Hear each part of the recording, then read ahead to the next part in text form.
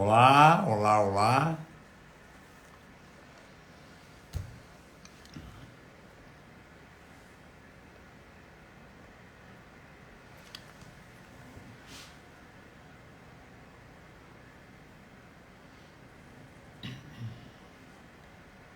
Estamos aqui com alguns ajustes adicionais.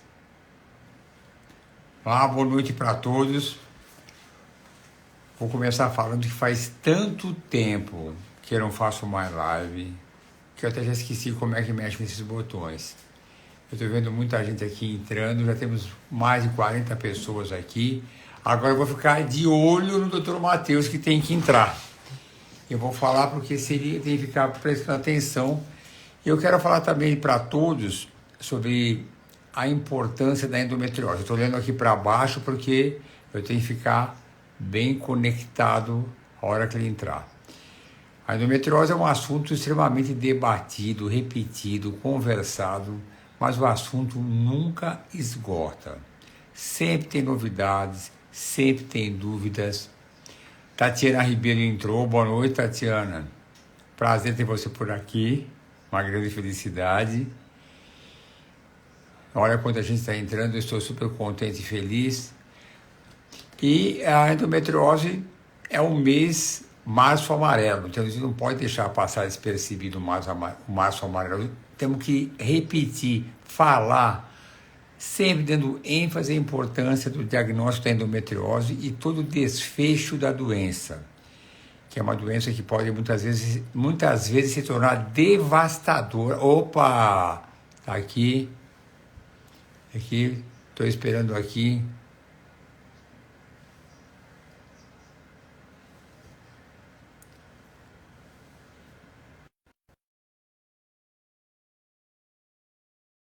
Aqui.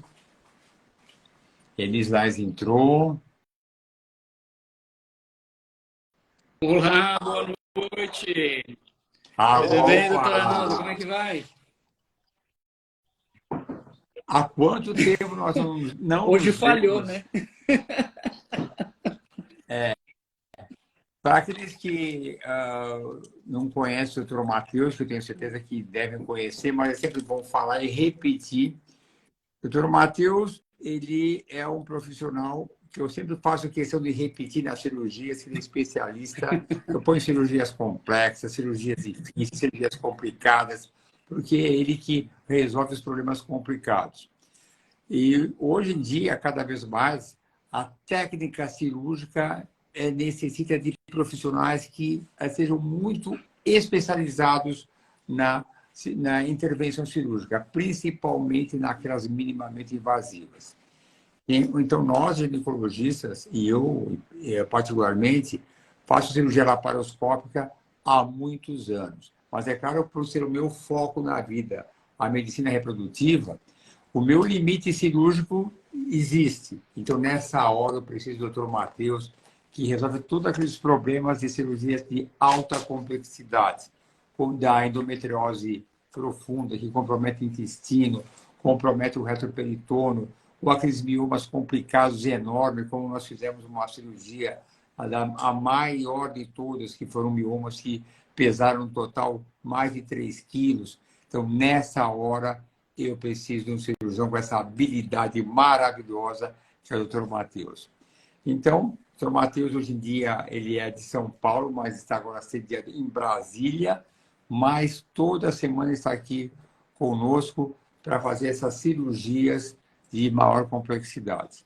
Hoje nós tínhamos duas cirurgias, uma delas era grande, mas sempre existem aquelas intercorrências de pacientes que têm algum problema clínico na véspera, uma gripe, uma tosse, um mal-estar, e nós somos obrigados a cancelar a cirurgia, porque o mais importante em uma intervenção cirúrgica é garantir a segurança da paciente. Certo, Matheus? Está congelada a imagem do Matheus, hein? Como é que eu resolvo aqui? Espera um pouquinho, eu preciso de uma ajuda técnica aqui. Entra de novo, Matheus, se você estiver me ouvindo. Mas eu ouvi Opa! tudo, viu? Mas eu estava até assim, nossa, ele está Tá prestando uma tão atenção quietinho, no que eu né? estou Tão falando, bonzinho. você falando, isso aqui é Mas congelado. obrigado, doutor Arnaldo. Obrigado aí pela Muito, apresentação. E nas cirurgias é importante o especialista, né? Acho que cada vez mais a medicina caminha nesse sentido do ultra especialista e para contribuir aí com a cirurgia é importante a gente focar os detalhes, ter conhecimento das técnicas, conhecimento da doença, né? E conhecer a paciente, conhecer muito bem a paciente, as perspectivas que a gente pode oferecer com o tratamento cirúrgico e o que a paciente deseja, principalmente aí no campo da fertilidade, que é um assunto muito delicado quando a gente junta, né, endometriose, fertilidade e tratamento cirúrgico. e o mais importante, antes de começar a falar e responder as várias perguntas que eu já separei aqui, que já eu imprimi para ficar mais fácil, por isso eu estou olhando muitas vezes para baixo, é saber que qualquer tratamento médico deve ser baseado na ética e nas necessidades do paciente. Então, o tratamento de endometriose, um dos fatos mais importantes é o que nós temos que basear no que a paciente precisa, qual o problema dela para que a gente resolva. Tanto é que nesse grupo de perguntas, temos pacientes que estão querendo saber mais de endometriose ligada à fertilidade, mas tem muitas que estão ligadas ao sofrimento, da dor. Então, a gente sempre volta a falar o que já comentamos. É tão importante a endometriose que nós consideramos que no Brasil deve existir mais de 7 milhões de mulheres com endometriose. Metade das pacientes que têm problema de infertilidade têm problemas também com a endometriose. E mesmo aquelas que não têm problema, até 14% têm endometriose. Então, na minha rotina, ligando a parte reprodutiva, independente da causa da infertilidade dela, se for uma causa masculina, faz parte obrigatória a pesquisa da endometriose e sempre associada à adenomiose, que é algo que está constantemente associado uma com a outra, embora sejam coisas bem diferentes. Que aí já vi uma pergunta agora há pouco, qual a diferença entre a adenomiose Tá, João? e a Mas o senhor adenomiose que eu vou comentou muito falar. bem aí, viu? Quando a Mas, gente fala em endometriose, a gente tem dois grandes grupos de pacientes: as pacientes com dor, com diminuição da qualidade de vida, e as pacientes com infertilidade. E muitas vezes esses caminhos acabam se cruzando, né? O senhor comentou das incidências a respeito da infertilidade. Eu gostaria de comentar um pouquinho a respeito da incidência relacionada à dor. Hoje a gente acredita que as pacientes com dor pélvica crônica, 80%, até 80% delas têm endometriose. Então é um número muito expressivo. E um dos sintomas que mais nós médicos e as pacientes também devem prestar atenção é a dismenorreia, a dor na menstruação, a menstruação incapacitante, né? Esse é o grande sinal de endometriose. Então, quando nós temos uma paciente com queixa de dor pélvica crônica, uma dismenorreia incapacitante, automaticamente nós temos que iniciar, temos que pensar na investigação da endometriose. e aquela famosa resposta que explica a doença dos 6D. Dor na relação sexual, dor no abdominal, dor para urinar, dor na movimentação intestinal. E eu sempre falo, tem os 6Ds obrigatórios e os 6Ds que não estão computados, que é o dor do desgosto, dor do desespero, do desgaste emocional e assim por diante. E eu já vou começar a colocar uma pergunta para você. Vou começar para você uma pergunta que aí tem muito relação com o seu comentário agora, da dor, que é algo importante. A paciente pergunta aqui: a retirada do útero é uma opção nos casos de endometriose? Uma dúvida muito comum, uma O pergunta tratamento da frequente. endometriose, ele contempla a remoção das lesões de endometriose, né? A depender do caso, dependendo da idade da paciente, dependendo se ela possui filhos ou não, se ela tem desejo reprodutivo ou não, A esterectomia, que é a remoção do útero, ela pode fazer parte do tratamento. Porém, a esterectomia por si só, ela não trata a endometriose. Isso é um engano, uma confusão muito comum que algumas pacientes trazem no consultório, e a gente tem que deixar muito claro, tratamento de endometriose é uma coisa, esterectomia é outra coisa diferente. Então, é muito deixar claro, porque a endometriose não é uma doença que atinge o útero. A endometriose é uma doença que atinge, na maioria das vezes, a pelve, já pegando uma carona nessa explicação. Quando você pergunta onde que a endometriose se aloja? Em vários lugares. No ovário, na tuba, no peritônio, ela pode ir para o diafragma, pode até para o pulmão, até para o coração, cicatrizes. Então, a mulher que tem cólica e uma dor que é lancinante, mesmo que ela não queira mais filhos, ela acreditar que tirando o útero vai resolver o problema das dores dela, isso não é verdade. Ela vai tirar o útero, vai ficar sem menstruar, mas vai sentir as cólicas do mesmo jeito, porque é uma doença que está em vários lugares do organismo. E aí vem aquilo que nós sempre debatemos sobre como diagnosticar a endometriose. Então, como é que nós vamos fazer para indicar ou não uma intervenção cirúrgica e saber qual vai ser o porte dessa intervenção? Porque qualquer intervenção cirúrgica, aquelas que nós fazemos juntos, porque são as mais complexas, ela passa por uma rigorosa pesquisa através de um ultrassom com preparo intestinal feito com pessoas qualificadas que entendem do assunto ou uma ressonância magnética bem feita. Porque temos que mapear a pelvis para fazer uma cirurgia econômica que você deixou a endometriose lá. E já aqui aquela pergunta que o pessoal adora fazer, que é a resposta... Existem várias respostas, mas a pergunta é: a endometriose tem cura? Essa devia ser a última pergunta do hein? milhão, Mas né? eu já Essa é a pergunta avancei do aqui. milhão. Hoje a gente entende a endometriose como uma doença crônica. Crônica significa o quê? Que nós temos que fazer um controle ao longo das diversas fases da vida da mulher, né? Tanto na sua juventude, no menacme, quanto na menopausa. Então, assim, também acreditar que a endometriose ela acaba com a menopausa é um engano, né? Então, posto isso, pensando que a doença é uma doença crônica, ela exige o tratamento ao longo da vida da mulher. E esse tratamento ele pode ser cirúrgico, pode ser clínico ou pode ser cirúrgico. Habitualmente, a gente começa com o tratamento clínico, só que o tratamento clínico ele tem alguns poréns, né? De forma geral, de forma grosseira, ele é baseado o quê? No bloqueio hormonal, na interrupção das menstruações, para que a gente não estimule a doença. Porque nós precisamos entender que a endometriose também é uma doença hormônio dependente, estrogênio dependente, né? Então, principalmente para as pacientes que querem gestar, a interrupção da ovulação, a interrupção da menstruação, muitas vezes não é interessante. Então, para essas pacientes, nós temos a oportunidade de oferecer o tratamento cirúrgico, que hoje ainda é considerado o tratamento padrão ouro para a endometriose, né? E a gente observa uma resposta muito boa a nível de controle de sintomas, de dor dessas pacientes e de fertilidade também, não é mesmo, doutor Arnaldo?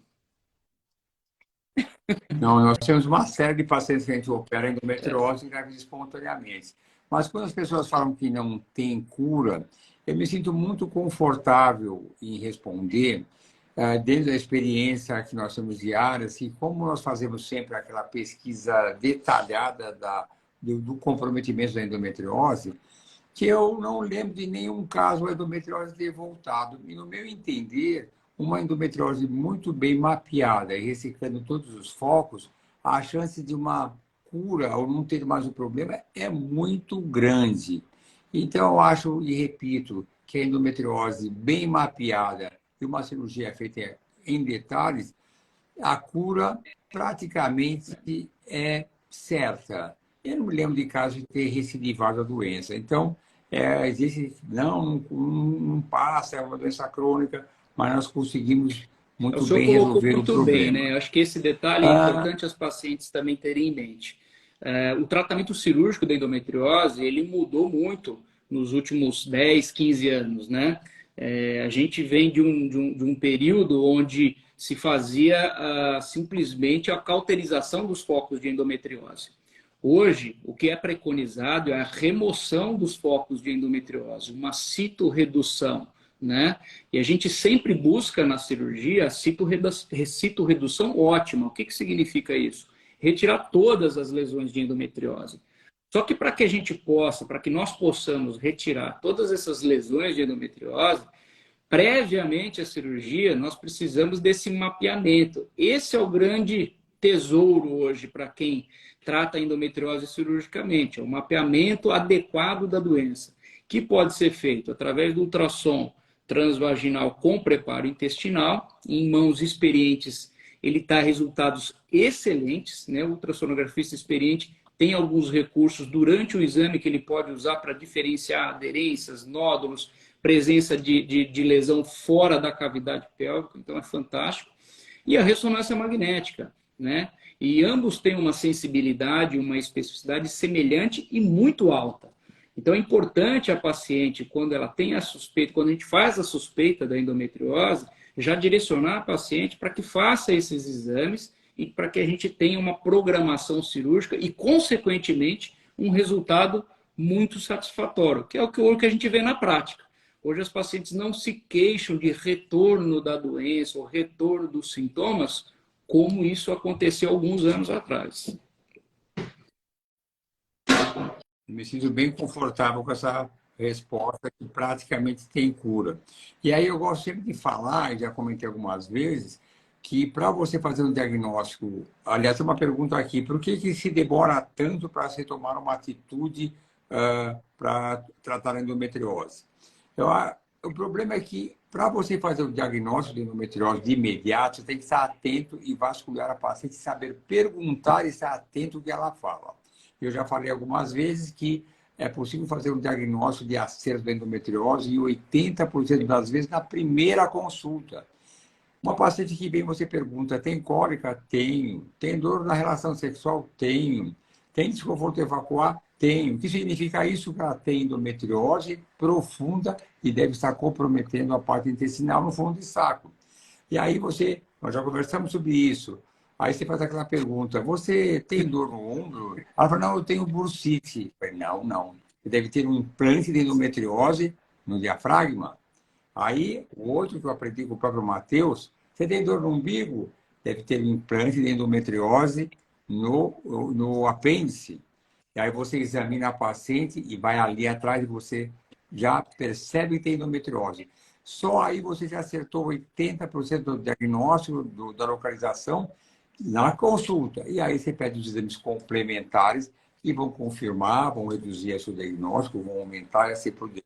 Então, estar atento na primeira consulta já possibilita um diagnóstico inicial. E aqui tem uma pergunta que vem para mim, é a pergunta, por que muitos médicos não acham interessante a desobstrução tubária quando a paciente tem endometriose? Olha, essa é uma pergunta muito interessante, eu já respondi algumas vezes. Nós fazemos com alguma frequência uma cirurgia restauradora. Eu vivo colocando nas quartas-feiras cirurgia restauradora da anatomia em prol da fertilidade. E aí é muito interessante. Se você é uma mulher jovem, com menos de 35 anos, se você tem uma boa reserva ovariana, se você não tem outros fatores da infertilidade, se seu marido tem um sêmen de boa qualidade, a restauração da sua tuba é uma boa opção. Mas é claro que se tiver outras causas, não adianta você restaurar a anatomia se seu marido tem um sêmen deficiente, não tem de boa qualidade, ou outro problema de infertilidade. E aí vem aquele detalhe, por que muitos médicos não oferecem essa opção? Eu já vi vários médicos falando no Instagram, não, o melhor é fazer fertilização in vitro. Eu não gosto de fazer esse comentário, mas às vezes não tem aquela experiência cirúrgica e não conto do seu lado, ou cirurgião como o Matheus, que nos permite fazer essa restauração da anatomia que a gente faz com muita habilidade e eu gosto muito de cirurgias e Já faz algum Com tempo eu aprecio muito. Com relação a essa Aqui, pergunta também, doutor, só para complementar, né? A restauração da anatomia pélvica é um passo importantíssimo dentro da cirurgia e nós podemos avaliar isso de forma mais quantitativa aplicando o Endometriose Fertility Index, que é uma forma de você classificar a doença e ele vai fornecer um número, né, dizendo qual é a perspectiva de gestação das pacientes. Então, essa história clínica, a paciente ter uma boa reserva ovariana, ter uma idade menor do que 35 anos, entra na avaliação do Endometriose Fertility Index e após o procedimento cirúrgico, a gente tem um número concreto e que nós podemos nos basear para orientar de forma adequada essa paciente, se ela precisa mesmo fazer o tratamento de reprodução humana ou se ela pode esperar e tentar de forma espontânea uma gestação. olha, isso é verdade. Quando nós comentamos alguém, logo no começo da nossa conversa, se a cirurgia como deve ser indicada ou não, e aí vem a análise da paciente, do perfil da paciente. Se essa paciente que vem me consultar, que são pacientes que desejam engravidar, é claro que tem que fazer um tratamento conservador. Agora, imagine se essa paciente que tem dor pélvica, eu examino, tem endometriose, ela tem uma prole constituída com seus 3 filhos, vive, está casada com o seu mesmo marido. Eu digo porque nós podemos nos surpreender, às vezes, com uma mulher de 48 anos com a prole constituída e pode voltar a casar outra vez. Isso hoje em dia é muito comum. Frequentemente eu tenho aqui pacientes com 48, 50 anos que casaram pela segunda vez com um jovem de 30 anos que não tem filhos. Então, tirar o útero nem sempre é a melhor opção com uma paciente, mesmo com idade mais avançada, porque às vezes as coisas podem mudar. Mas numa cirurgia, numa situação mais grave, de dor, e o sofrimento é muito grande, você pode acrescentar, junto com a cirurgia da endometriose, junto com toda aquela avaliação atrás do peritônio, no apêndice, no ovário, no intestino, que é fundamental, você pode pensar em tirar o útero também. E aí vem uma pergunta que aqui sempre vem da confusão, das pacientes perguntarem: adenomiose e endometriose é a mesma coisa? Não é a mesma coisa. São doenças diferentes, embora sejam todas provenientes do endométrio. Eu sei que todo mundo que está aqui conhece muito bem a doença, mas eu gosto de dizer que o endométrio é aquela película que reveste o útero internamente, é um tapete que reveste o útero internamente, que se descama com o sangue menstrual todo mês, e todo mês, volta a se formar durante o ciclo menstrual, que ele vai crescendo, vai se tornando espesso até o momento da ovulação, para receber o embrião na hora da gravidez, quando chega o embrião no útero, e depois ele descama novamente no próximo ciclo menstrual. Esse é o ciclo natural da vida menstrual da paciente. Entretanto, para algumas pacientes, esse endométrio, ao invés de sair junto com o sangue menstrual, ele pode ir para outros caminhos. E são esses caminhos que vão definir o que é endometriose e o que é adenomiose. E aí você tomar então, eu sempre costumo dizer que são doenças que são primas irmãs, né? Elas andam muito juntas. 80% das pacientes que têm endometriose têm adenomiose, né? E ambas são hormônio dependentes, o estrogênio acaba estimulando a proliferação dessas glândulas, das glândulas endometriais. No caso da endometriose, é a proliferação da glândula ou estroma endometrial fora do útero, atingindo ou não outros órgãos. E no caso da adenomiose, a proliferação dessas glândulas, dessas células, entremeando a musculatura uterina. E aí é muito importante a gente avaliar qual é o grau de acometimento do útero pela adenomiose, né? Você pode ter uma adenomiose focal, ou você pode ter uma adenomiose difusa. A adenomiose focal, naturalmente, ela vai dar menos sintomas, dor, sangramento, né? Dificuldade para engravidar. A adenomiose também está envolvida com a infertilidade. A adenomiose difusa já são quadros mais exuberantes. E aí, dentro dessa avaliação, é que nós temos que ponderar a respeito da manutenção ou não do útero. Mas é sempre uma decisão difícil, né? É sempre uma decisão muito complexa que a gente tenta compartilhar com as pacientes. Eu acho que o papel do médico, do ginecologista nessa hora, do esterileuta, do infertileuta, é sinalizar quais são os caminhos e o que a gente pode oferecer em benefício da fertilidade e o que nós podemos oferecer em benefício em termos de qualidade de vida. Então, assim, uma explicação que eu costumo dar também é que na adenomiose o endométrio se infiltra na parede. Até eu comento que um tempo atrás eu estava com uma infiltração na parede aqui do meu lado e eu falava assim, olha, a adenomiose é isso, é o endométrio que infiltra na parede muscular do útero. A endometriose é quando ele entra, ele volta pelas tubas para o interior do abdômen e aí ele vai se implantar em outros órgãos. Então, a adenomiose é a infiltração do endométrio na parede muscular e a endometriose é quando ele retorna pelas tubas e vai se infiltrar em outros órgãos. São semelhantes e tem esse comentário que eu acho muito importante. Não dá para pensar em endometriose sem pensar em adenomiose. Elas andam juntas. Quando eu peço o exame específico para endometriose, eu sempre ponho a avaliação da endometriose, da adenomiose, e peço sempre para avaliar o comprometimento da musculatura uterina no caso da adenomiose. Porque é diferente você ter uma adenomiose focal, que compromete só uma coisinha ou outra, ou ter uma adenomiose difusa, que compromete grande parte daquela musculatura, uma bela invasão que tem lá. E aí as pacientes sempre perguntam, aí já vou falar também, já que estou aqui no embalo, já vou explicando. Com a adenomiose, como é que trata? A tratamento clinicamente, a princípio, a grande maioria das vezes, clinicamente com remédios que vão bloquear os hormônios, provocando uma menopausa transitória. E o tempo de duração que as pessoas gostam de perguntar vai variar de acordo com o comprometimento dessa musculatura. Se o músculo está muito comprometido, 75 ou mais, aí vai durar 4, 6 meses o tratamento. Se é uma adenomiose superficial, é 1 mês, 2 meses, aí vai variar o tempo de acompanhamento.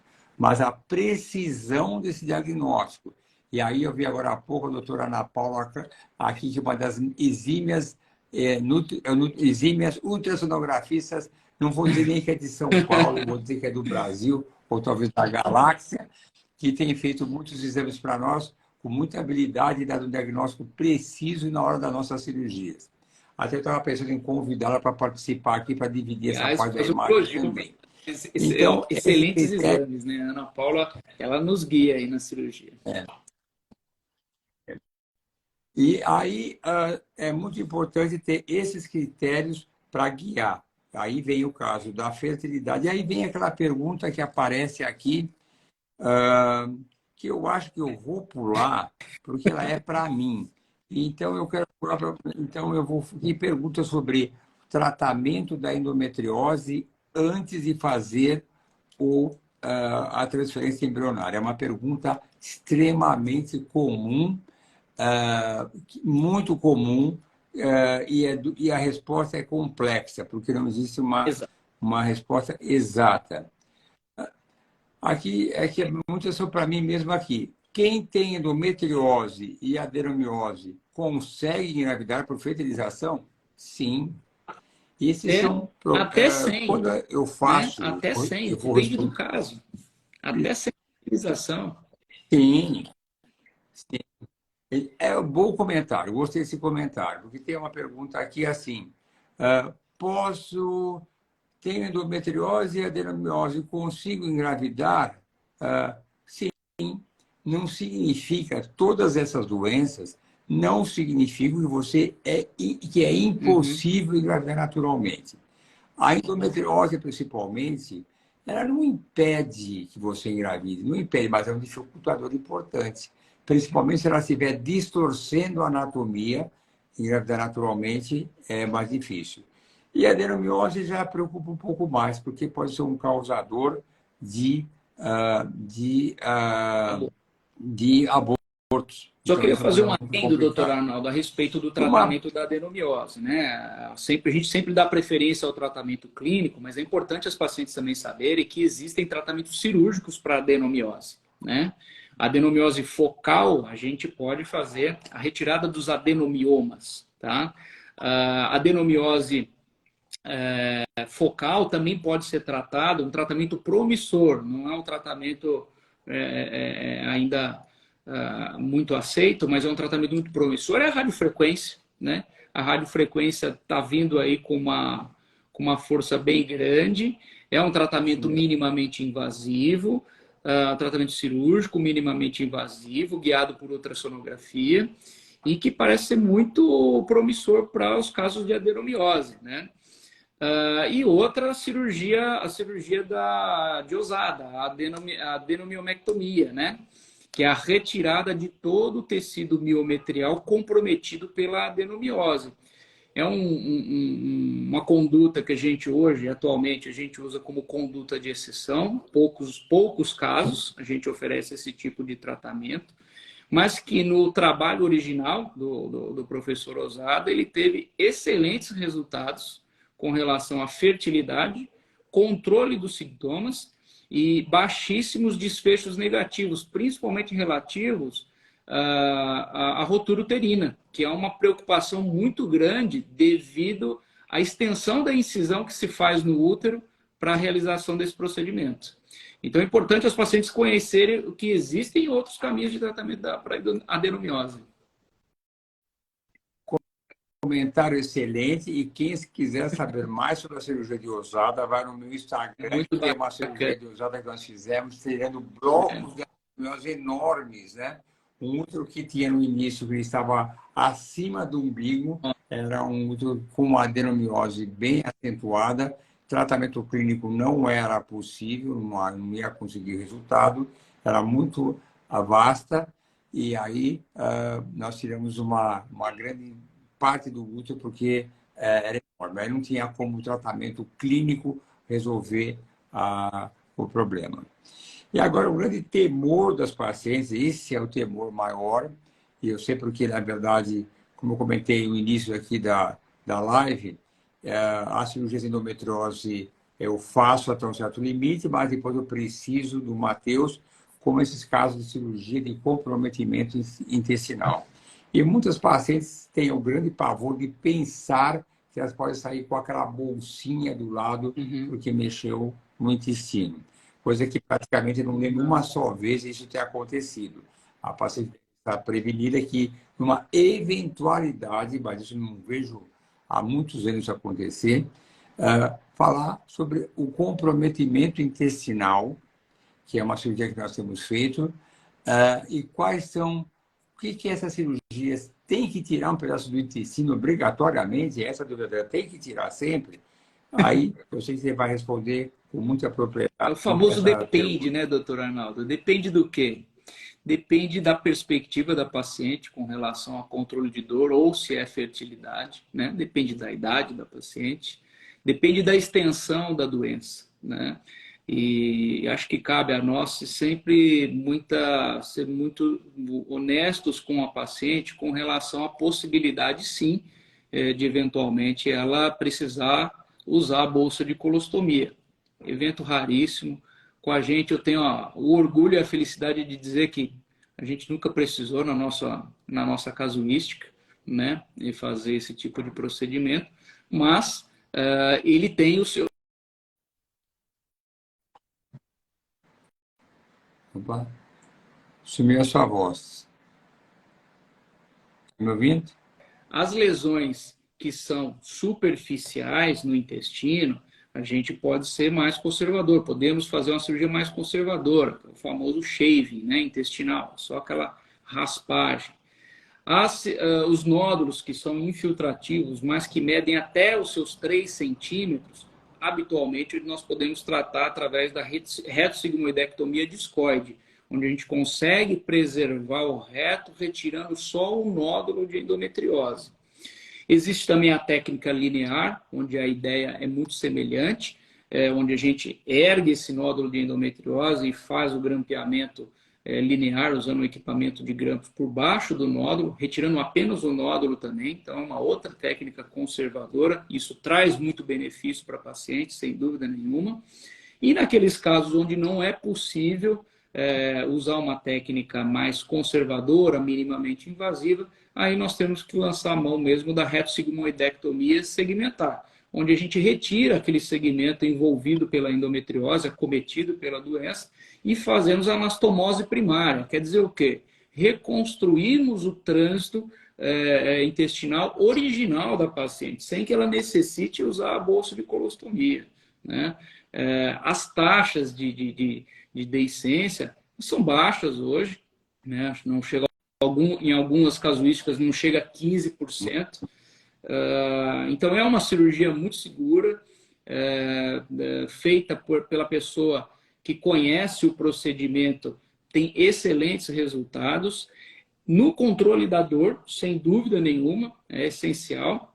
E para a fertilidade também. E muitos pacientes me perguntam, mas poxa, minha doença está no intestino, o que tem a ver com a minha fertilidade? Né?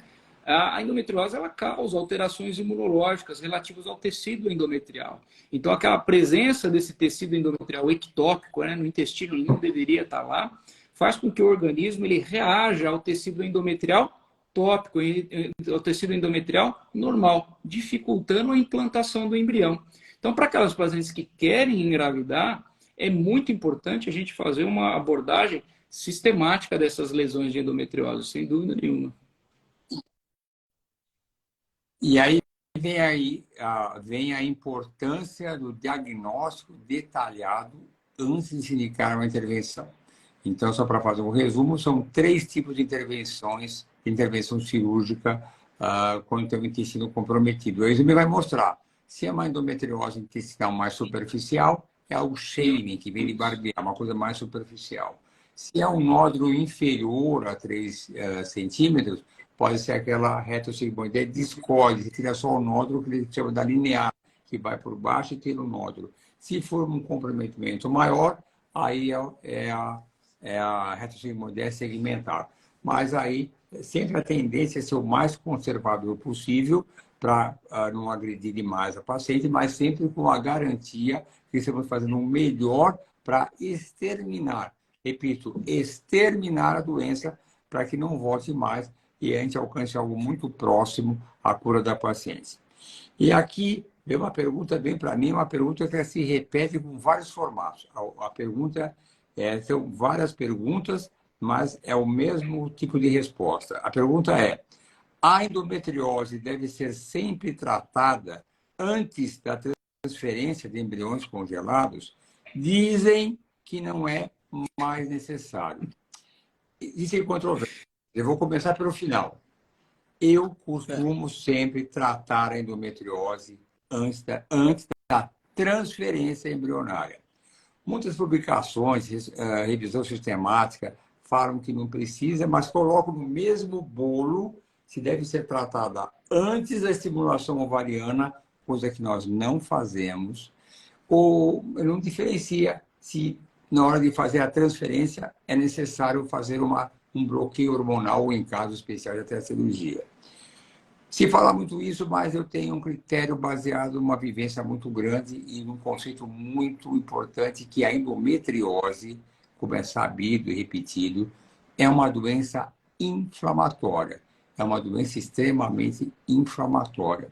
E que me causa estranheza que muitos desses profissionais que falam que não precisa operar antes, mas não são muito específicos se é antes da transferência ou não, que se todos nós que fazemos reprodução, encaminhando para uma nutricionista ou não, repetem em verso e prosa, usa uma dieta anti-inflamatória, porque nós todos somos inflamados, evite comer carne vermelha, evite comer massa, carboidrato, evite doce, que são inflamatórios, e as pacientes sentem-se muito melhor, mostrando que o fato de sermos inflamatórios ou as pacientes serem inflamadas vai prejudicar o resultado da gravidez. E por que, então, deixar aquela região pélvica inflamada? Não estou falando que tem que fazer cirurgia constantemente, mas você reduzir aquele bloco de endometriose que está em ebulição eu acho que é prudente. Se alguém falar, mas não precisa.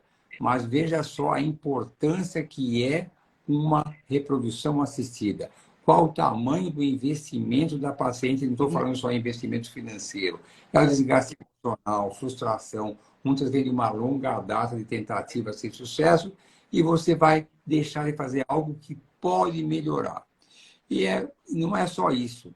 Existem muitas publicações, revisões sistemáticas, uma delas importante, que fala de um assunto que esses trabalhos que falam que não precisa tratar a endometriose antes, falam sobre e o desfecho obstétrico. Isso é, pacientes com endometriose, elas vão ter uma gravidez igual àquelas que não têm endometriose.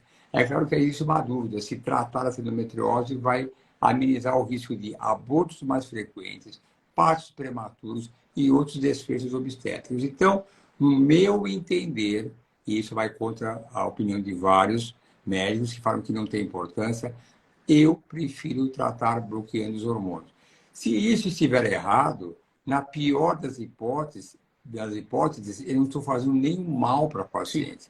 E o objetivo sempre é fazer o bem. E sempre é o raciocínio. O que eu posso fazer de melhor para essa paciente? O que puder fazer de melhor para tudo dar certo, eu faço. Coloquei um post recentemente que teve uma boa repercussão, que eu coloquei que um dos piores sentimentos que o indivíduo pode ter é o arrependimento. Então, você fazer um tratamento que não deu certo e pensar que poderia ter feito algo melhor e não fez, é extremamente frustrante. Então, respondendo a todas aquelas perguntas que envolvem a necessidade ou não de fazer um tratamento de endometriose antes da transferência. Eu prefiro fazer. É claro que alguns uma endometriose muito leve e não faço tanta questão, mas se ela tem dor pélvica, uma endometriose avançada, grau 3, grau 4, não tiver dor, não é necessário operar, mas tratar clinicamente é importante. E em alguns casos excepcionais, se ela tiver uma boa reserva ovariana e tiver um grande sofrimento da dor, eu também digo a cirurgia, com a qualidade que nós fazemos, sempre preservando a fertilidade da paciente. Então, é preservar a fertilidade, e é um assunto que o pessoal fala, vai operar endometriose, vai prejudicar a fertilidade dela, a reserva ovariana. Depende da técnica utilizada. E aí, doutor Arnaldo, eu vou tomar como um elogio essa resposta que o senhor deu, né? Porque esse é um assunto recorrente que a gente vem discutindo há alguns anos que nós trabalhamos juntos, né? E essa resposta, ela me deixa lisonjeado porque eu vejo que o senhor confia no resultado da cirurgia. E nós estamos tendo bons resultados com cirurgia, né? Quando nós olhamos para as publicações internacionais, principalmente Sociedade Europeia de eles recomendam sim a cirurgia prévia a uma transferência com grau 1 de endometriose, grau 2 de endometriose, com nível A de evidência, né? Os endometrioses de nível mais avançado, 3 e 4, é um grau B de evidência, mas existe essa recomendação do tratamento cirúrgico com bons resultados. Nós temos alguns trabalhos na literatura que mostram um aumento da fertilidade, uma melhora da fertilidade, seja de forma espontânea ou através do tratamento de reprodução humana, após cirurgia, entre 50% até 80%. Então, é algo muito importante. E isso cai no último comentário, que é: por que não oferecer o melhor ambiente para transferência? Por que não oferecer o melhor ambiente para o desenvolvimento de uma gestação, né? E cada vez mais também as publicações falam a respeito do impacto da endometriose na evolução da gravidez e no desfecho gestacional. Então, como cirurgião e vivendo, durante esses anos todos, vivendo a reprodução humana através do senhor, eu não tenho receio nenhum de dizer que a gente só faz o bem quando a gente opera bem essa paciente, ela certamente vai ter o melhor resultado. Alguém escreveu agora há pouco aqui, eu operei endometriose e minha reserva ovariana diminuiu. Mas tem um comentário que eu quero deixar claro, que alguém pergunta para mim, e isso é uma pura verdade, a nossa, às vezes, preocupação. A própria endometriose chega no ovário, ela reduz drasticamente, sozinha, por si só, a reserva ovariana. Se você tiver endometriose, você vai perceber que vai ter uma aceleração da diminuição da reserva ovariana. E isso nos leva a ficar muito preocupado.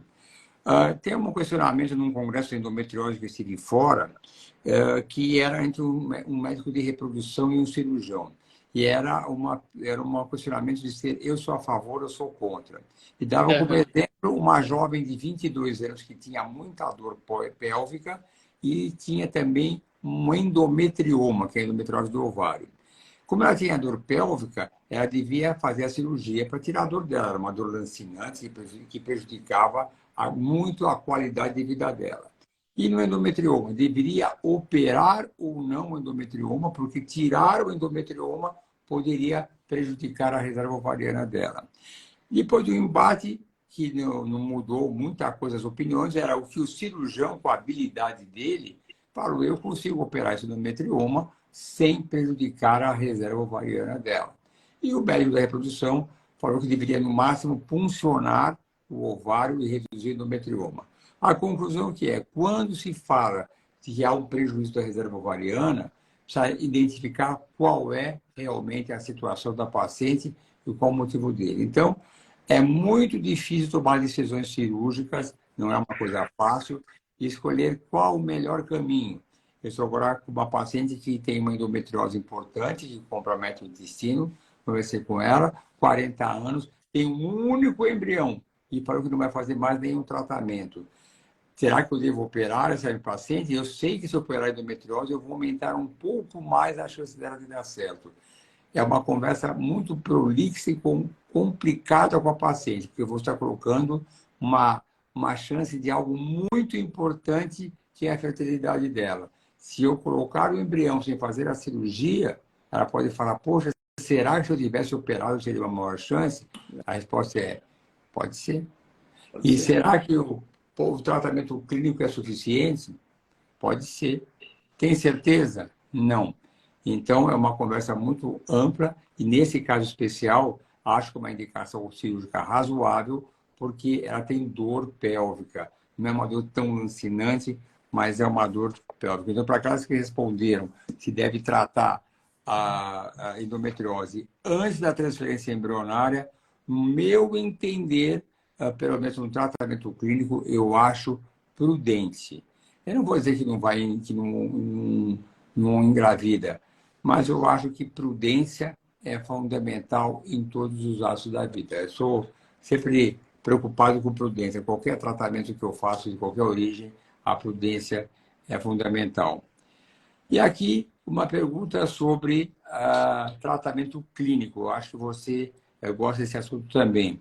Eu não gosto de falar essa palavra de chip, de gestrinona, porque essa palavra chip dá uma confusão danada, porque as pessoas falam chip como chip da beleza, que é uma palavra que deve ser banida do vocabulário médico. É uma maneira equivocada de enxergar o implante hormonal, né? Tem uma grande chance de eu repetir mais uma vez essa palavra, de eu ser cancelado pelo Conselho Nacional de Medicina. É uma palavra proibida. Vamos colocar aqui: tratamentos de implantes hormonais. Eles são úteis para quem não quer mais engravidar? Tratamento com implantes hormonais. Um dos pilares do tratamento clínico da endometriose é o bloqueio hormonal, né? Então, nós temos que usar algum método hormonal para impedir a ovulação, impedir a menstruação e fazer uma contraposição antiestrogênica para essas pacientes. Dentro do mercado, nós temos algumas opções: pílula injetável, adesivo, via vaginal, e temos os implantes, né? O implante, que frequentemente as pacientes perguntam, é o implante de gestrinona. A gestrinona, ela é uma progesterona. Ela tem um efeito antiestrogênico muito potente. Então, ela é interessante para o tratamento da endometriose, né?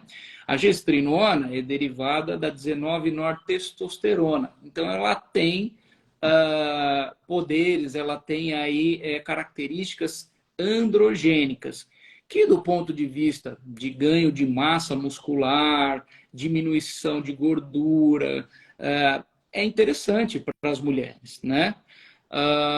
Os conselhos hoje, tanto a sociedade, a Febrasgo, quanto a Sociedade de Endocrinologia, tem alguma reserva com relação aos implantes hormonais. Porque não são medicações produzidas pela indústria farmacêutica. Então, não existe, são medicações manipuladas, né? E a via de administração, principalmente da gestrinona, né? Ela tem sido... não existe uma concordância pela via de administração. Existe o implante, a via oral, a via vaginal. Mas é uma progesterona, ela tem uma ação antiestrogênica potente, tem efeitos colaterais interessantes, e eu acho que em alguns casos nós podemos considerar o tratamento com esse hormônio, sim, sem dúvida nenhuma. Eu acho que sempre tratamentos clínicos dão um suporte. E aqui alguém pergunta, é possível, juntando isso, é possível retirar a endometriose sem cirurgia? Não dá. Não. Infelizmente. Não dá.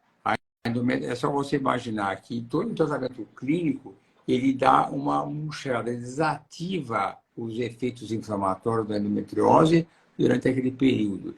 Então, uma paciente que não quer fazer cirurgia, tem dor, você pode arrastar isso por um período, desativando a endometriose, dieta anti-inflamatória.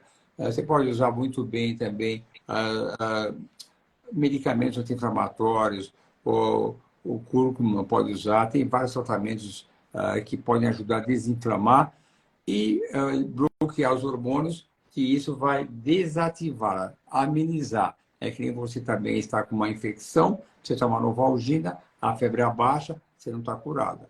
A infecção está lá. Então, E alguém pergunta...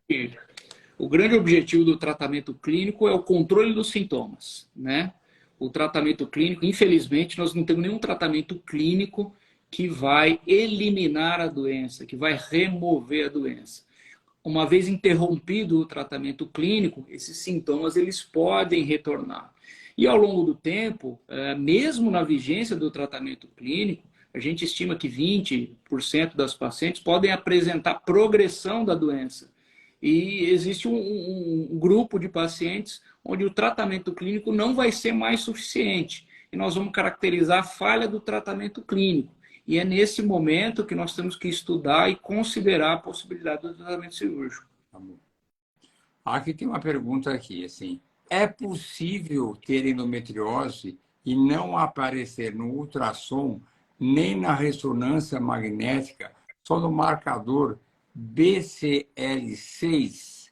Só para quem não sabe, o BCL6 é um marcador que aparece no endométrio. O professor Mesac que colocou essa associação com a endometriose. Ele é só um marcador. Ele não significa que vai dar o diagnóstico tem a doença ou não tem a doença. E o fato de não aparecer nem na ressonância magnética, nem na ultrassom, ele só... Você pode ter uma endometriose mais superficial, que não é profunda e não consegue ser vista nesses exames de imagem. Então, é um indicador que pode ter doença.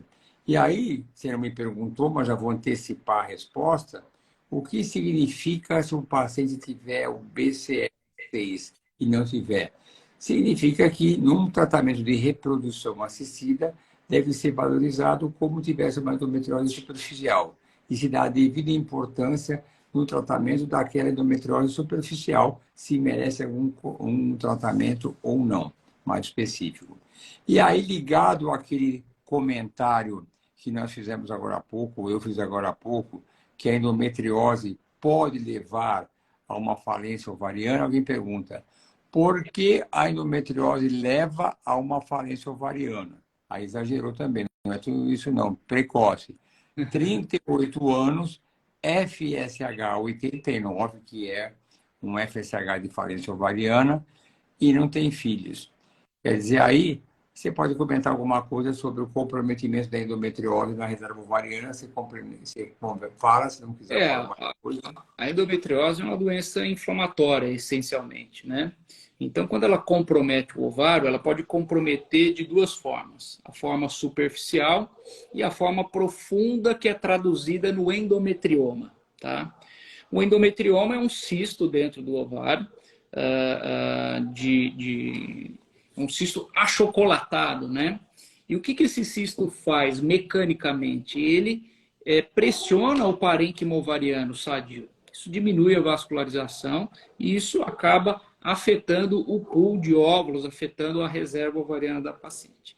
Além disso, esse processo inflamatório contínuo está ligado ao estresse inflamatório, né? Ao estresse oxidativo. E esse estresse oxidativo também interfere de forma negativa, tanto no número quanto na qualidade dos oócitos, né? Também implicando na diminuição da reserva ovariana de forma mais acelerada nas pacientes que têm endometriose.